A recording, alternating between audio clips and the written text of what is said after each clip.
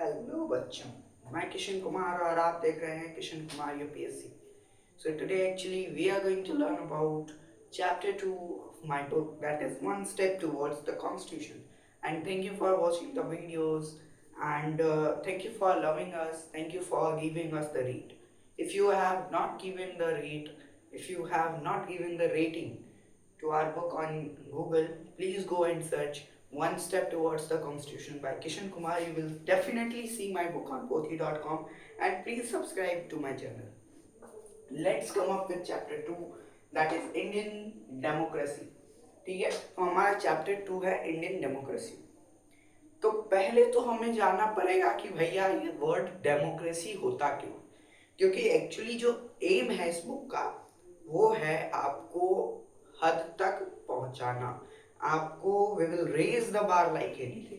ठीक, पहले तो वर्ड बाय वर्ड हम लोग देखेंगे कि डेमोक्रेसी होता क्या है. ठीक है, और इंडियन डेमोक्रेसी यहाँ क्यों लिखा है, क्योंकि भाई इंडिया में डेमोक्रेसी नाम का चीज क्या है, वो कैसे काम करती है. ठीक है, इन सारी चीजों को हम लोग बहुत ढंग से जानेंगे. वैसे डेमोक्रेसी जैसा चैप्टर तो आप लोगों ने क्लास 7th 8th में भी पढ़ा होगा. But if you have not study, play the card you have which you have. ठीक है, हमें पास्ट का चिंता नहीं करना है, फ्यूचर का नहीं करना है, हमें प्रेजेंट देखना है. We have to play the card which we have. ठीक है, जितना है हमारे पास जो है हम लोग उसी के साथ खेलना पड़ेगा हमें. ठीक है, तो आइए इंडियन डेमोक्रेसी को समझते हैं. तो democracy is a system of government. देखिए, हमारा इंडिया है, तो इंडिया में किसी ना किसी तरह का गवर्नमेंट चलता होगा. आज मोदी जी हैं, कल कोई और आएगा, परसों अटल बिहारी वाजपेयी जी थे. तो किसी ना किसी सिस्टम के बदौलत वो लोग काम कर रहे होंगे, है कि नहीं. बात मानते हो कि नहीं. किसी ना किसी सिस्टम के बदौलत काम कर रहे होंगे. तो जो सिस्टम के बदौलत वो लोग काम कर रहे हैं, जो फॉर्म ऑफ गवर्नमेंट हमारे इंडिया में चलती है, उसे हम लोग डेमोक्रेसी कहते हैं. नहीं समझ में आया, आओ समझते हैं. देख, गवर्नमेंट जो है ना, गवर्नमेंट बहुत सारे तरह से चलती है, बहुत सारे तरह से चलती है. मैं आपको 3 बता रहा हूँ, 4 बता रहा हूँ, बाद बाकी 10-15 है. ठीक है, तो चिंता मत करना. मोनार्की. अच्छा, राजा राम का नाम सुने हो. राम, हमारे राजा राम थे. तो राम कौन थे, राजा क्या था, तो ये मोनार्की. तो ऐसा राज्य, ऐसा स्टेट, ऐसा कंट्री जहां आपको राजा देखने को मिलता है, तो वहां कौन सा फॉर्म ऑफ द गवर्नमेंट चल रहा है, मोनार्की. बात कर लेते हैं डिक्टेटरशिप की.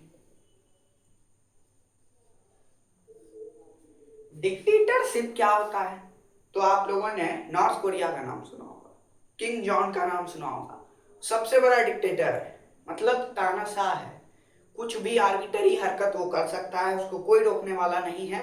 वो क्या कहलाएगा, डिक्टेटरशिप. ठीक है, मोनार्की में भी वही होता है कि राजा जो चाहेगा वो करेगा. अगर वो चाह रहा है कि मेरे पास 100 अमीर प्रजा है, हमको उसको खुश करना है, तो राजा 100 गरीब प्रजा को भी मार सकता है. ठीक है, तो राजा के हाथ में है, वो जो करना चाहे वो कर सकता है. वैसे हमारे राजा राम ऐसे नहीं थे. ठीक है, तो डेमोक्रेसी हो गया, डिक्टेटरशिप हो गया, और तीसरा फॉर्म ऑफ द जो मेन है वो है डेमोक्रेसी. डेमोक्रेसी, देखो, डेमोक्रेसी ऐसा फॉर्म ऑफ द गवर्नमेंट होता है जो कि एक रूल के अंदर चलता है, जिसको कॉन्स्टिट्यूशन हम लोग कहते हैं. ठीक है, तो कॉन्स्टिट्यूशन नाम के किताब के अकॉर्डिंग्स जो चीज चलता है, जो गवर्नमेंट चलता है, उसे डेमोक्रेसी कहते हैं. ठीक है, इतना मतलब ये नहीं है. मतलब ऐसा फॉर्म ऑफ द गवर्नमेंट जिसे हम लोग अपॉइंट करते हैं. मोदी जी आज हैं, उसे कौन अपॉइंट करता है, हम लोग कहते हैं. ठीक है, गिरिराज सिंह हैं, जो भी हैं, एमपी हैं, एमएलए हैं, कौन अपॉइंट करता है, जनता. मतलब एक ऐसा फॉर्म ऑफ द गवर्नमेंट जिसमें जनता प्रधान हो. गवर्नमेंट जो हो वो फॉर द पीपल हो, मतलब लोगों के लिए हो, टू द पीपल हो, लोगों से हो, और बाय द पीपल, लोगों के द्वारा. तो democracy is equal to government of the people, by the people and just for the people. ठीक है, तो लोगों के द्वारा, लोगों के लिए और लोगों से जो गवर्नमेंट बनता है उसे डेमोक्रेसी कहा जाता है। तो डिक्टेटर और मोनार्क हमारे इंडिया में नहीं है। क्योंकि आपको लगता है हमारे इंडिया में राजा है? मोदी यहाँ के राजा नहीं है, राजा नहीं है। हाँ, हम लोग डीएम को राजा कह देते हैं, लेकिन वो राजा नहीं है। वो इस फॉर्म ऑफ द गवर्नमेंट में काम कर रहा है। आगे से जो भी डीएम को राजा कहते हैं वो मिले तमाचा लगा क्या? डिक्टेटर, मोदी डिक्टेटर नहीं है नहीं। आज अगर मोदी कुछ भी चाहेंगे करने को, अगर मोदी जी आज चाहेंगे कि जितने भी लोगों के पास लैपटॉप है सब जाके बेच दो, अगर डिक्टेटर कह दिया तो करना पड़ेगा। लेकिन हमारे यहाँ ऐसा नहीं होता है। ठीक है, हमारे यहाँ होता है डेमोक्रेसी। ठीक है, वो कह दिए, उनके कहने से कुछ नहीं होता है। जब तक हम लोग उसमें अनुमति नहीं देंगे तब तक कुछ भी नहीं होने वाला है। जब तक हमारे द्वारा अपॉइंट किए गए लोग, वो छोड़ो, जब तक हम लोग अनुमति नहीं देंगे तब तक कुछ नहीं होता है। ठीक है, अभी तक इतना मान के चलो, वही डेमोक्रेसी कहलाता है। तो हमारे इंडिया में डेमोक्रेसी है, इसीलिए चैप्टर का टाइटल है इंडियन डेमोक्रेसी। मतलब इसमें हम लोग इंडियन डेमोक्रेसी के बारे में पढ़ने वाले हैं। तो इसमें पढ़ने से पहले हमें ये जानना पड़ेगा कि एक्चुअली गवर्नमेंट काम कैसे करता है। तो एक्चुअली जो है गवर्नमेंट, ज्यादा एक्चुअली हो गया, चलो कोई नहीं। गवर्नमेंट जो है कैसे काम करता है। मान लो जनता, हमारे इंडिया में ये जितना भी मैं सर्कल बना रहा हूँ ये सारा जनता है। मान लो इतना जनता है हमारे इंडिया में, वैसे 140 करोड़ है। अगर उसके लिए रिप्रेजेंटेटिव एक सर्कल अगर बिंदी भी देने लगे ना तो ऐसा 100 वोट भी कम पड़ जाएगा। लेकिन मान लो इतनी जनता है हमारे इंडिया में। ठीक है, अब एक लॉ लाना है। वो लॉ का नाम है, मान के चलो कोई भी लॉ लाना है, स्पेशल मैरिज एक्ट लाना है। स्पेशल मैरिज एक्ट 1954 को लाना है, लागू करना है। तो अब जो है इस चीज को देखा गया, जब डेमोक्रेसी चीज बनाया गया तो इसमें इस चीज को देखा गया कि मान लो लॉ लाना है तो अब गवर्नमेंट सबके घर पे जाएगा, जितना जनता है सबके घर पे जाएगा। और जनता ऐसा तो होगा नहीं कि एक होगा दो होगा। और मान के चलो कि यहाँ पे मेरे पास जो है 12 जनता है, 12 नहीं 13 मान के चलो, 13 जनता है। 13 जनता में से अगर हमको 12 ये मान के चलो 12 जनता है, अगर उसमें से 6 जनता हमको कह दिया हाँ पास होना चाहिए, 6 जनता कह दिया ना, सब कोई लॉ होता है नहीं पास होना चाहिए, अब क्या करेगा गवर्नमेंट? अब तो गवर्नमेंट क्या करेगा? माथे फोड़ कर रहेगा। क्या कर सकता है? उसके पास कोई राइट है? क्योंकि डेमोक्रेसी है भाई, पीपल से पूछो तभी कुछ होगा। तो large amount of people, due to our India has a large amount of people, that's why making decision by asking each and every person is not possible. That's why we have opted for an option that is representative democracy. Okay? अब representative democracy को समझते हैं। अच्छा, मान लो ये जो 12 है, ठीक, ये जो 12 जनता है, मतलब ये हमारे इंडिया का टोटल पॉपुलेशन जो है, ये क्या करे कि 4-4 का ग्रुप बना ले, 4-4 का ग्रुप बना ले और चारों ग्रुप से एक एक अपना अपना रिप्रेजेंटेटिव भेज दे। एक एक क्या कर दे? रिप्रेजेंटेटिव भेज दे। सोचो, अब 12 लोग था, अब 12 की जगह कितना लोग हो गया? 4 लोग हो गए। तो अब इस 4 लोग में फैसला करना ज्यादा आसान है कि इस 12 लोग में फैसला करना ज्यादा आसान है? 4 लोग में आसान है। जस्ट वैसे ही अपना गवर्नमेंट भी काम करता है। हम लोग जनता है, हम लोग के पास उतना टाइम नहीं है कि भाई जितना भी चीज लाया जाए उसके वो करना है। ऐसे भी एम्प्लॉयमेंट की कमी है। तो हम लोग क्या किए ना कि अपना सेक्टर को वार्ड में बांट लिए, ठीक है। ये अपना पूरा इंडिया है, छोड़ो ब्लू छोड़ो, ब्लैक से लिखवाऊंगा, ठीक है। ये अपना एक इंडिया है मान के चलो, ठीक है, मान के क्या चलो, वैसे अपना इंडिया गोल नहीं है, इंडिया है। हम लोग इस इंडिया को सेक्टर्स में बांट लिए, सेक्टर्स नहीं स्टेट में बांट लिए, एक स्टेट, दो स्टेट, तीन स्टेट, चार स्टेट, पांच स्टेट, छह स्टेट, सात स्टेट, 8, 9, 10, 11, 12, 13, 13 स्टेट में बांट लिए। वैसे 24 स्टेट में अपना इंडिया, सॉरी 28 स्टेट में बटा हुआ है, ठीक है। अब इन सारे स्टेट्स को हम लोग अलग अलग डिस्ट्रिक्ट में बांट लिए, अलग अलग डिस्ट्रिक्ट में बांट लिए, डिस्ट्रिक्ट में बांट लिए, डिस्ट्रिक्ट में बांट लिए। अब अलग अलग डिस्ट्रिक्ट को हम लोग अलग अलग वार्ड्स में बांट लिए, सॉरी सिटीज में बांट लिए। अलग अलग सिटीज को हम लोग अलग अलग वार्ड में बांट लिए, या फिर सेक्टर कह सकते हो, वार्ड और सेक्टर में बांट लिए। तो सोचो कितना सारा टुकड़ा कर दिए। सबसे बड़ा इंडिया, इंडिया से बड़ा कोई स्टेट का एग्जांपल बिहार ले लेते हैं, बिहार के बाद बेगूसराय आ जाता है, एक डिस्ट्रिक्ट का नाम।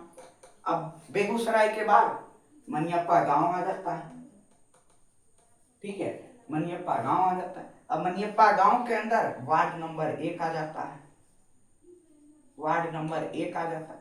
सोचो कितने पार्ट में हम लोग अपने इंडिया को बांट चुके हैं। अब बताओ, अब लोगों को अपना रिप्रेजेंटेटिव चुनने में कोई दिक्कत आएगा? ये जो वार्ड में मान लो 15 लोग एक वार्ड में रह रहे हैं, तो 15 लोग क्या कर देंगे, अपना एक मेंबर भेज देंगे जिसका नाम होगा वार्ड मेंबर। अब ऐसा ऐसा 10 गो वार्ड होगा, मान लो 2 गो वार्ड होगा मनियप्पा में, तो 2 गो वार्ड से ले लिए, 2 गो आया। अब ये 2 गो में से ये दोनों अपना एक रिप्रेजेंटेटिव चुन लेगा, अब बचा एक के। बेगूसराय से एक जाएगा, और ऐसा ऐसा 4 गो बेगूसराय है मान लो, वैसे 38 है, ऐसा ऐसा 4 गो बेगूसराय है मान लो, तो चारों से एक एक जाएगा, कितना हो जाएगा, 4 गो रिप्रेजेंटेटिव बिहार का हो जाएगा। अब बिहार जैसा 24 गो स्टेट है इंडिया में, तो 24 से 4 4 आएगा, ठीक है।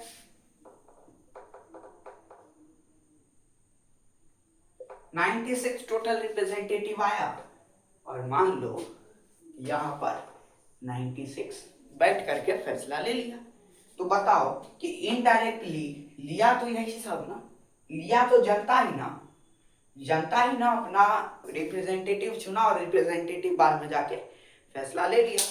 तो जनता ही ना चुना किसी भी चीज को, तो किया तो काम जनता ही, लेकिन जनता के बिहाफ में कोई और किया।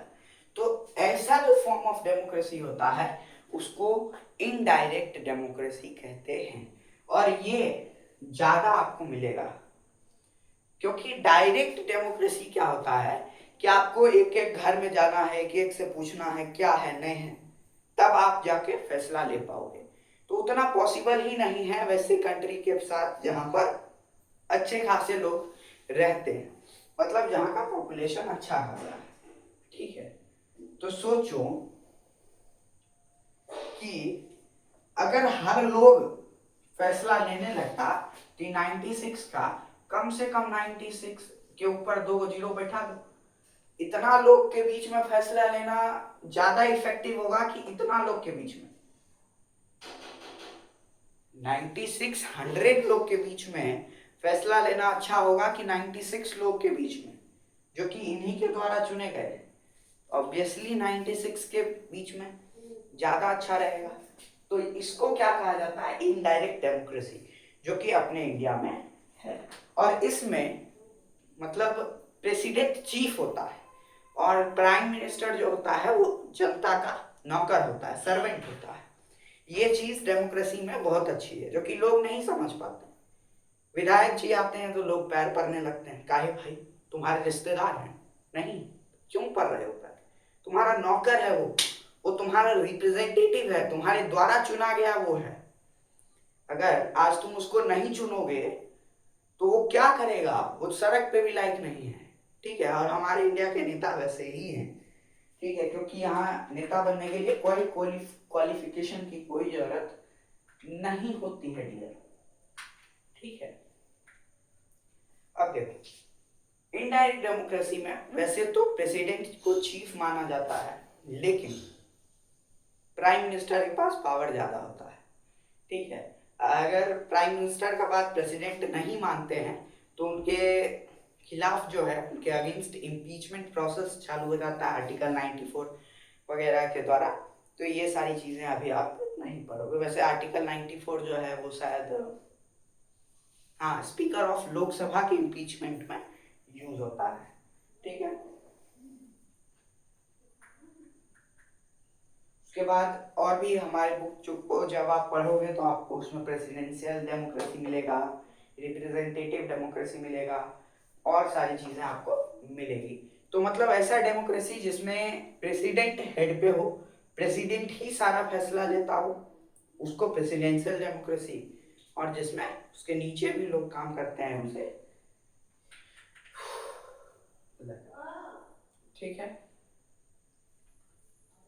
इंडियन डेमोक्रेसी की थोड़ी सी बात कर लेते हैं।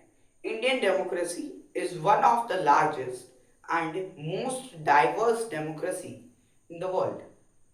It is based on the principle of equality, freedom and justice as written in the Constitution of India.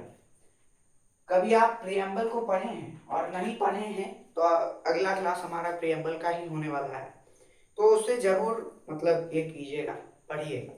उसमें टोटली लिखा हुआ है we the people of India means democracy चलेगा, क्योंकि हम लोग भारत के having so many resolve socialist.